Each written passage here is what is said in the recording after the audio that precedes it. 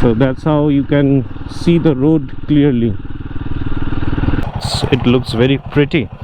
So now it is exactly into my eyes. तो welcome everyone, आपको अभी हम लोग बताते हैं कि मैंने ये जो बाइक है इसके ऊपर जो ऑक्सिलरी लाइट है वो कैसे मैंने इंस्टॉल किया एंड DIY से आप कैसे इसको इंस्टॉल कर सकते हो. सो फर्स्ट ऑफ ऑल मैं दिखाता हूँ कि फॉग लाइट मैंने कौन सा लगाया. यह है 60 वॉट का 1 JG का फॉग लाइट. ये मेरे पुराने हिमालयन में था. मुझे लगा कि एक्स्ट्रा इन्वेस्टमेंट करने का कोई मतलब बनता नहीं है क्योंकि पुराने में था तो मैंने उसी को यूज़ कर लिया. तो यहाँ पे मैंने लगाया और माउंट भी जो है मैंने अमेज़न से ख़रीदा. ये बहुत बेसिक माउंट है और बहुत अच्छा है. ये जो माउंट है मुझे अप्रॉक्सीमेटली 300 रुपीज़ का पड़ा दोनों साइड का मिला के. और ये बहुत अच्छा है. मतलब ये बैग भी मेरे पुराने हिमालयन का था तो वो भी मैंने यहाँ पे लगा दिया और साइड से बहुत अच्छी तरह से ये लग गया है. यहाँ पे जैसा कि आप देख पा रहे हो यहाँ पे बहुत अच्छी तरह से ये कनेक्ट हो गया. यहाँ पे माउंट भी हो गया और ये बहुत स्टडी है. मतलब बहुत ही ज़्यादा स्टडी है. कोई दिक्कत नहीं है यहाँ पे. और अगर आप लोग हाई रोड में क्रूज़ करते हैं, फॉग लाइट है या फिर ऑक्सिलरी लाइट है, उसका ज़रूरत तो पड़ेगा. And for that reason I have install this fog light. So अभी मैं आपको दिखाऊंगा कि मैंने वायरिंग कहाँ से किया.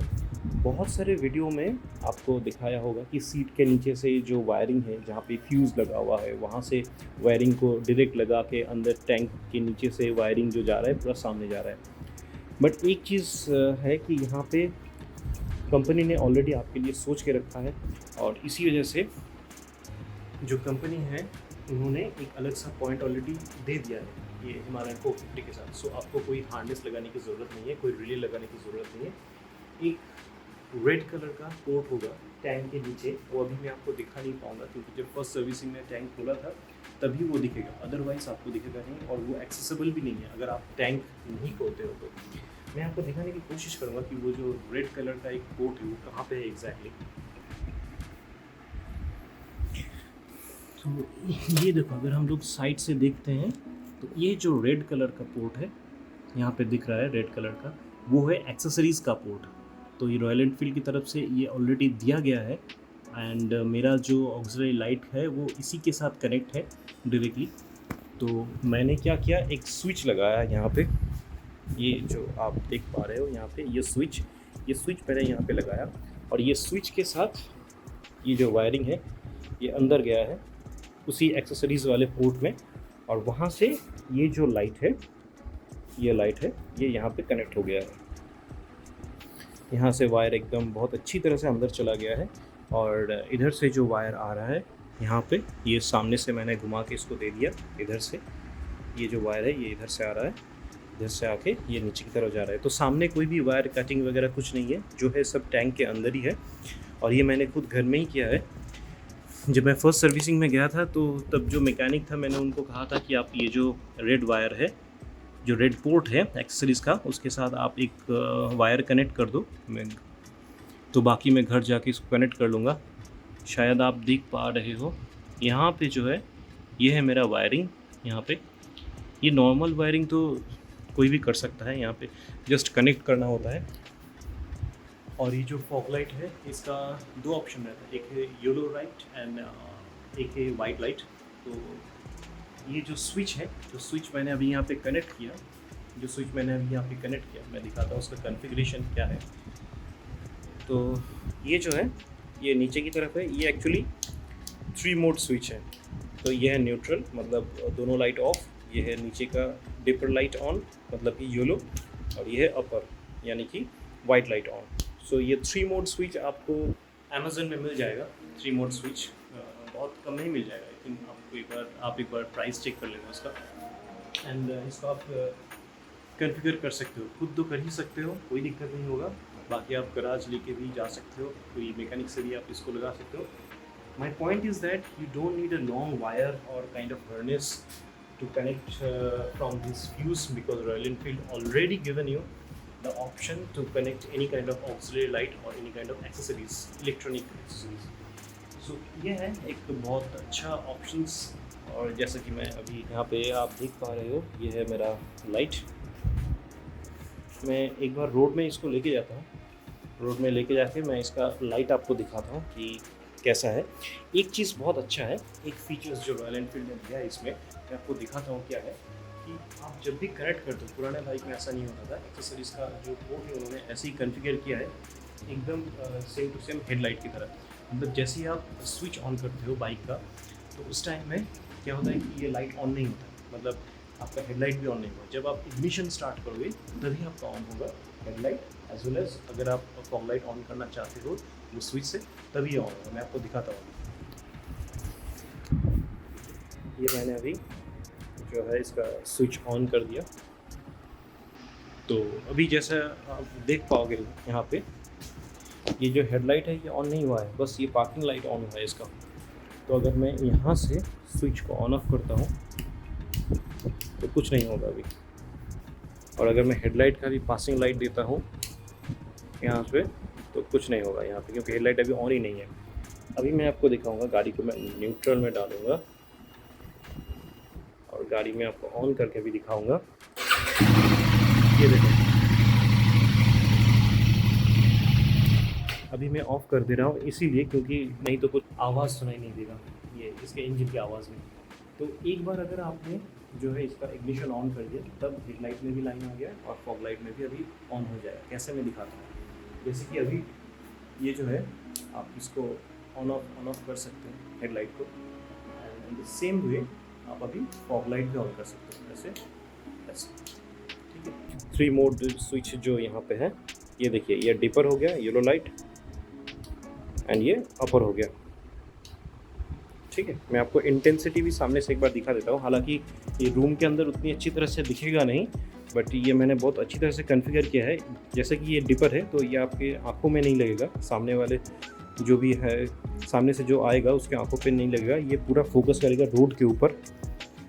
और अगर मैं अपर देता हूँ फिर देखना आप, ये अपर हो गया, तो यहाँ पे क्या होगा कि पूरा जो एरिया है वो विजिबल होगा, पूरा जो एरिया है वो विजिबल होगा। ये आपका आंखों में लग सकता है। तो ये इसलिए है क्योंकि ट्रक वगैरह जो कार वगैरह एकदम अपर करके आता है, उनको थोड़ा रिप्लाई देने के लिए मैंने इसको ऐसे कॉन्फ़िगर किया है। तो ठीक है, यही था आज का vlog.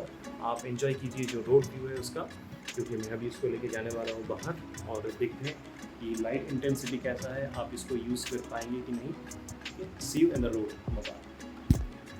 So welcome everyone, welcome to the review video of my AJG light, and which I have installed in my Himalayan 450. So today and now we are gonna test that how it enlighten the road, and what is the feedback of the stock light in a rainy weather, because this is the perfect weather to review my light.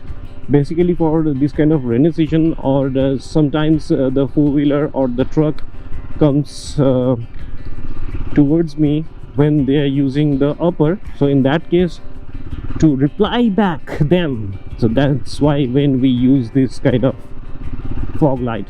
Otherwise the stock light in my opinion is sufficient in a normal road. In off-road there might be a fog light required. So see, this is the, I will show you in silent positions. So this is the stock light power, and this is the dipper, I'm sorry, this is the upper and this is the dipper. So when I apply the fog light, so see the whole road is like visible, and this is the fog light dipper and this is the fog light upper.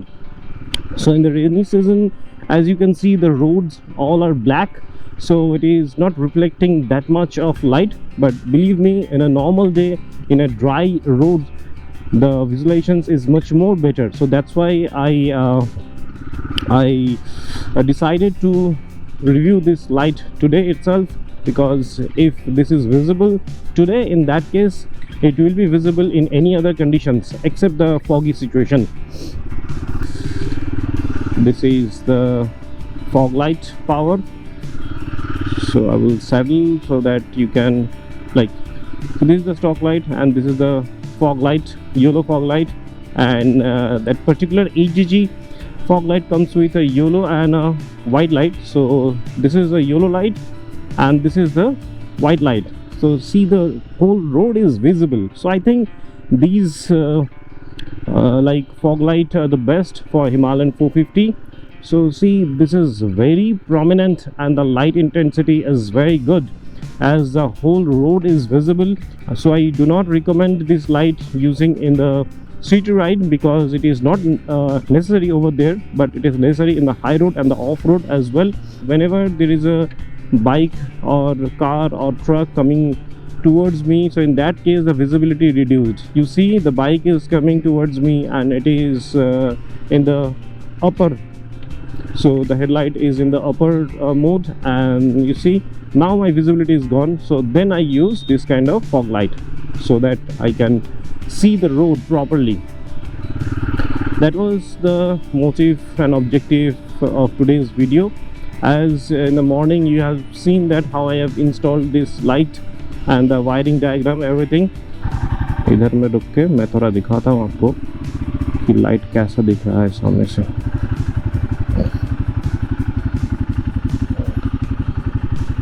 So what I will do, I will put the bike in the double stand and then I will show you that how it is.